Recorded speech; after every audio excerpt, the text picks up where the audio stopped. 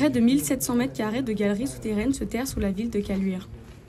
Avant de devenir une champignonnière comme de nombreux la connaissent, la galerie était une fortification du 19e siècle, à l'instar de la galerie de fusillade du fort de Vèze. Donc le but, c'est de protéger une invasion potentielle qui arriverait depuis le nord. Donc la galerie en question, c'était un ouvrage semi-enterré, donc une galerie de fusillade qui donnait sur un fossé. Relativement grand, le souterrain dispose de 54 casemates sur la partie de Montesuie qui avoisine les 25 mètres carrés chacune, plus une partie centrale qui est plus large.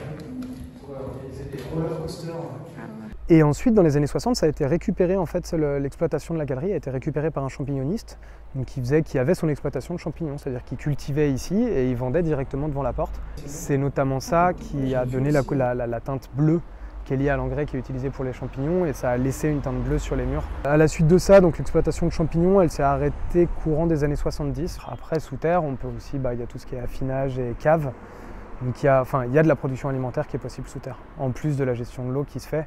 Et nous, on a la chance là, dans la galerie, d'avoir tout au bout une citerne. Et on espère un jour que ça pourrait être ouvert au public aussi pour être présenté comme un des usages des infrastructures souterraines.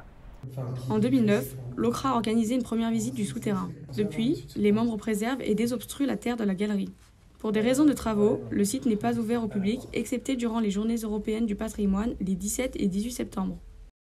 L'OCRA souhaite rouvrir les portes du souterrain d'ici l'été prochain.